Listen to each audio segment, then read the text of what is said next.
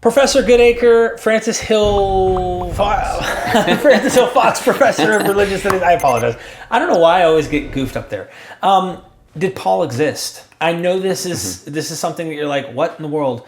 There are people out there who legitimately think that Paul's letters are completely epistolary fiction, including the 7 authentic, for their own. I think there's some reasons behind. There's probably biases is why. Let's divorce him from historical verisimilitude here or something. Did he exist? Give us a few points of why. It's always a difficult one, isn't it? It's a little bit like conspiracy theories about the moon landing. That you say, well, did the moon landing actually happen? The number of people who would have had to have been involved in that conspiracy about the moon landing is so many, and the number of people that would have had to have lied all of these years, it's absolutely flabbergasting that no one would have broken that kind of line. If someone says, all right, fair enough, we did it in a warehouse out in Texas somewhere, And it's a little bit like that with the idea that Paul didn't exist. It is actually far simpler to believe that a real human being named Paul, who came from Cilicia, actually wrote those letters. I mean, if you think about the logistics of trying to do that kind of fiction, you're not just writing those letters as pieces of fiction. You are recreating a story. You're creating a story in the background that then this fictional writer is having to respond to. So there are cycles within cycles that you have to get to do this. And then you have to bear in mind that there are all sorts of other people mentioned in the letters who are historical characters. It's a little bit like when you do the kind of did Jesus exist thing, that if you say Jesus didn't exist, you then still have to ask the question, well, what about Cephas? Did this guy exist? And if he didn't, who did the fictionalizing and when, So I am a great believer in Occam's razor. Occam's razor, sometimes people misrepresent it as the simplest hypothesis is the best. That's stupid. It's not true. Simple is better than, complex. History is complex. Sometimes, there are layers and layers and layers. But Occam's razor is that you don't multiply entities unnecessarily, right? And I think when you get into the idea that Paul didn't exist or that Jesus didn't exist, what tends to happen is you are multiplying entities like crazy to try and explain the extant literature. The simpler hypothesis here is that there was a human being named Paul, and it's such a gritty and an earthy story as well. Not that I mean, you can write fantastic earthy gritty fiction, obviously, but there is a verisimilitude in Paul's letters that is not born of fictionalizing, it's born of history, it seems to me. I totally agree with you. You brought up Jesus. I was hoping to ask a separate, but it's important because this one, I think you would agree to this. The reason why this can become a more difficult question, and I'm with you on Occam's, in fact, I apply the same thing, and that's what's made me a historicist and lean that way. I entertain, I listen to mythicists, I consider what they say, but at the same time, like, I have really basic, I know if someone will go, that's not evidence. Guys were crucified. Like, you don't have to say he's in heaven being crucified by demons. Right. Elaine Pagel's book on the origin of Satan, she points out, like, every time you see Satan or demons and stuff, there's always humans involved, especially within the context. There's always a human. They're either working for the devil or Satan entered him or get behind me, Satan, all these contexts. So there's reasons behind why it seems most plausible for sure, Paul. But Jesus is shrouded in this thing where most people go using a historical method, right?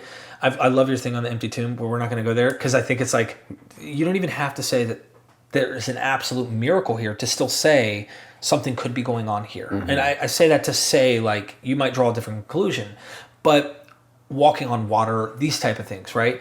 They'll go, all of these added things and elements, using the historical method, you can't prove that. And in fact, they'll say, this is elements of myth. This is elements of potential fluff, if you will.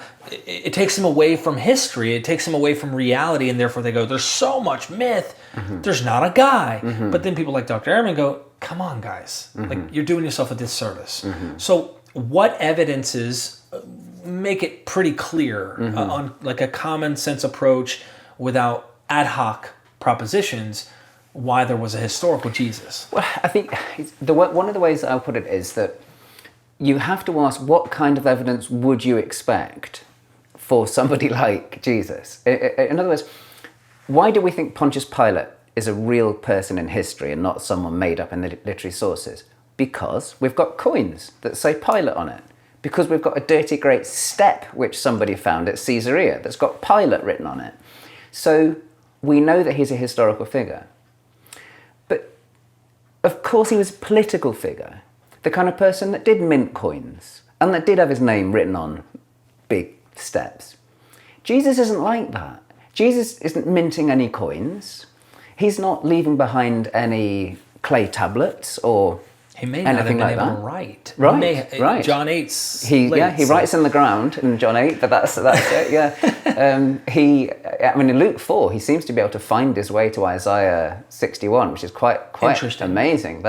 So he might be able to read at least. I mean, Luke thought he could. It's interesting that in Mark's Gospel you don't have Jesus, reading out loud from anything. So it may well be that Mark is depicting Jesus as at least less literate, if not illiterate, because he does have these characters, the scribes. There's a great book by my friend Professor Chris Keith, and it's called Jesus and the Scribal Elite, and it looks at the way in which the Gospels actually contrast Jesus with these characters that keep saying scribes all the time. Anyway, what I was going to say is that Jesus is not the kind of person who you would expect to leave behind actual artifacts that we can then say, here's the. So the only way that somebody like Jesus lives on is in people's memories, in the traditions that they're sharing with one another, and in writings.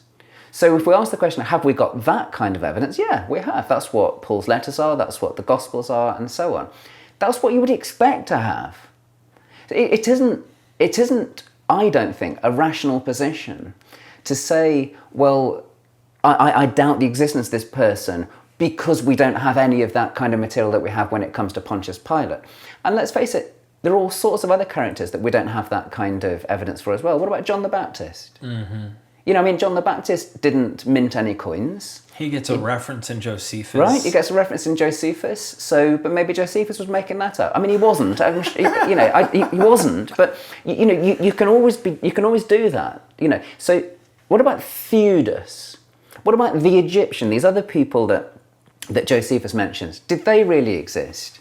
I mean, I think they did. I think that they certainly did. But did they leave behind any? Did they mint any coins? Did they have their? Do we find a big step with them? Of course not, because it's not the kind of evidence you would have. So, a lot of the time you have to say, what does it mean to do ancient history? And when you're doing ancient history, what you're doing a lot of the time is you are dealing with your lack of evidence. Every day when you're doing ancient history, you wake up and you say, there is so much I don't know. There is far more I don't know than I do. And the thing that's valuable about mythicist scholarship is it does put you in touch with the crisis of being an ancient historian, which is you have to keep saying, I don't know. I mean, one of the things when I do my Historical Jesus course is I have to really underline for students and have this conversation with them about how little we know about all sorts of things. So, for example, who was Jesus' biggest influence when he was growing up?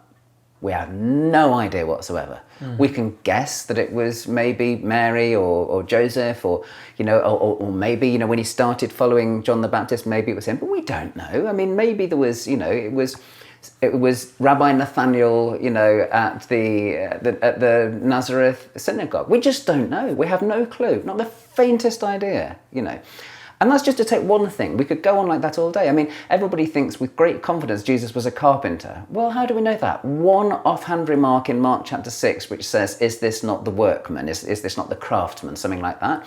And then for centuries, we have Jesus as the carpenter. Even things we think we know, we're not quite sure exactly, how precise, they are. Maybe they were being sarcastic. We just don't know. So I think the value of some mythicist scholarship is it reminds us of how little we know, it reminds us of the nature of the sources. And I always like to contrast ancient history with modern history. If you're writing a biography of Donald Trump, not something I would enjoy doing, but if you wanted to write a biography of Donald Trump, your problem would be too many sources. You have got so much material. You have got how many videos to plough through, and tweets, living relatives, people that know. You would never get through even a tiny amount of the material that you would need to get through to write that biography. That's the problem of being a modern historian. The problem of being an ancient historian is the exact opposite. It's that our sources are so limited and so few. And that means that sometimes the accidental nature of remains, of historical remains, distorts our vision, because some things just survive because of happy accident, you know. And so we can then start thinking that that is representative. And it's like when we were talking about Paul. The fact that Paul wrote letters means that his legacy survives. And the fact Luke loved him, when he writes all of that stuff in Acts of the Apostles. Apollos, we might never have known about if it wasn't for the fact that Paul mentions him in 1 Corinthians and Luke mentions him in Acts. Just a couple of mentions. We don't know much about him at all. How many other people are there like that in early Christianity that people just forgot to mention? And they may have been very influential. Right, highly influential people. Yeah, exactly. It's why I actually quite enjoy counterfactual history sometimes. I've written an article about Mark's Gospel, which tries to imagine a world without Mark. What would have happened if Mark's Gospel had never been written, you know? And the reason why it's worth doing that is that sometimes when we approach history, we do it in this... We kind of assume that there's an inevitability about history, that there's a sort of fixed side to it. We get quite fatalistic about it. And sometimes you have to remember it's so contingent. What if the guy that grew up to become the author of Mark's Gospel had actually died when he was a teenager? You know, what if he wrote the Gospel and very quickly it got lost, you know? I mean, it's good to ask the what-if questions, I think, you know, because it stops us from thinking that the history that we've got is the only possible history, because it's not. It is amazing, and I think there's a whole other world that, and I'm going to speak for the skeptics myself, and I've caught myself doing this, is I feel like sometimes we don't give, maybe we mistreat the text like we wouldn't treat another document because there might be a chip or it's a religious document, and it's like we deal with fundamentalists or Christians who want to proselytize us it's not like someone who's just a man of faith or something, but like they have a agenda and a mission, and it's annoying and they're like aggravated, so they take it out on the book or the text, and so what happens often I think is sometimes we're too skeptical with the very book that we're trying to figure stuff out. Don't get me wrong, maybe being cautious is important. I feel the same thing with the groups that try to identify that these are Israelites throughout the entire New Testament that are getting salvation. Yeah. Cornelius was an Israelite. You didn't know that, but only Israel gets salvation. And therefore, it's all these ethne or Gentiles must be Israelites. And they go to Revelation 7, 144,000. They equate that group with the same group after. They say they're the same group. The great multitude, every nation, tribe, kindred, and tongue, they say they're the same. Therefore, they're all 12 tribes. That's it. And they do that, and it makes me really want to probe into the history. They divorce history. They don't really go and say, let's look at history. They say it's fictitious, like the epistolary fictions of Paul and all that. But it drives me to want to know more, and so I'm thankful for them. And when I was a mythicist, I hear interpolation this, interpolation that. In fact, earlier when you mentioned in our other recording, you mentioned Paul says that the judgment on the Jews will come. Right. Well, that to me, immediately, coming from full preterism, which is a whole thing we don't even have to talk about, but also as a mythicist, I said, that's the Jerusalem destruction, that's 70 AD, because they got the wrath of God. How's that not in my mind? And it could be, don't get me wrong, but do we have to draw that conclusion? And why am I drawing those conclusions? I don't have certainty on that. I just have to make an assumption. Some groups, for example, go to 2 Peter 3 when he says the elements shall melt with fervent heat. Well, when the temple got burnt and the elements of the religious practice of Judaism were burning, you see how far they go? That's not actually cosmic. It's just the temple being destroyed. And I'm with you on this. Well, on the issue of skepticism, the difficulty is that for every historian, you have to have a healthy dose of skepticism and bring it with you to the texts, because that's just how the historian naturally will work. I mean, if you think of the opposite thing, that you went with credulity to everything, you're not really doing history then. All you're doing is some form of fundamentalism. So every historian has to have in their armour that bit of skepticism. And when I say skepticism, I mean in the broadest sense of taking an inquiring critical mind and asking questions like, why do I think that's the case? What makes me think that that's the case? Beginning from this thing again of, I am confused. Sometimes just say this. I mean, the reason why I basically questioned the existence of the Q document it wasn't because I was on some sort of mission to, take this beloved text out of the scholar's armour. It's just that I kept looking at the arguments for it and I think, it just doesn't make sense to me. I just thought, no, it just doesn't. They said, well, Luke could. I mean, because the obvious things, Luke looks so like Matthew. I'm thinking, well, surely, this guy can't be this guy. No, he can't have done because of. And then the reason would be something like, because nobody would have destroyed the Sermon on the Mount. And you think, well, every person that's ever interpreted it throughout history has done something with the Sermon on the Mount, like rewritten it a little bit, or changed it a bit. Why wouldn't one of the first interpreters have done that when it wasn't even that, august a text? So I think this is really where, I have some sympathy with the mythicist position, because I think what you do when you're an ancient historian is you actually do have to keep saying, why do I assume that this is the case? Is this the case? Ask those kind of those difficult questions, because sometimes you'll actually discover that received opinion is wrong. So I love that. You just said a gold mine of something, and I want to speak on the other half because I was a mythicist. Mm-hmm. I understand why they're mythicists and totally respect it. I also want to say I'd like to see more less derogatory view from both historicists, especially the consensus, on mythicists. However, the mythicist I would be speaking to here saying, please, guys, don't be dogmatic. You don't be so certain he didn't exist. Right. Stop oh, that's not evidence. What if it is? You might be throwing out something that could be. Be more flexible. Right. Do you know, I'll tell this story against myself. Many years ago, I was teaching a historical Jesus class, and I would hardly give any time at all to the mythicist position. And I said, in passing at one stage, I said, well, why would you invent something like Jesus coming from Nazareth? Who's ever heard of Nazareth? That looks like a kind of historical detail. And one of the students in the class said, yeah, but what about Robin Hood coming from Sherwood Forest? Who's ever heard of Sherwood Forest? Well, I have, because I'm from, I support Nottingham Forest football team, and that's related.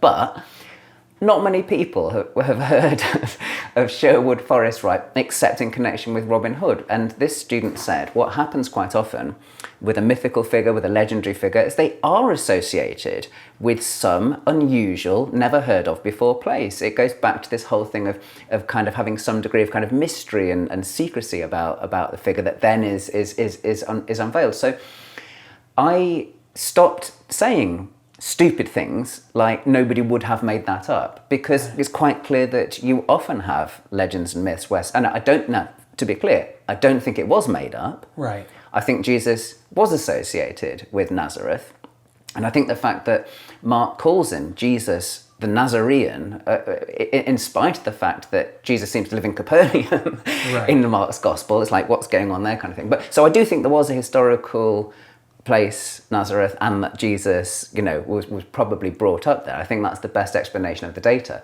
But I don't any longer use that as an argument for his existence, as it were, I like that. You could see growth and development. You should. I mean, it's one of the things that I think is really, really helpful as a scholar, as a student, is constantly to challenge yourself and to ask, why do I think I know this, right? And I agree. I think a lot of my colleagues, especially those that are, have got nice kind of tenured jobs, will be very disparaging about the mythicist position rather than engaging it. We were talking off camera earlier on, but I've got an article coming out soon called "How Empty Was the Tomb," and the very first footnote in that article is to Richard Carrier. So, and I'm certainly not afraid to allude to the work of people like Richard if he's got something good to say, which in this context he has. So wow. I think that is a healthy attitude for anyone. Wow, thank you.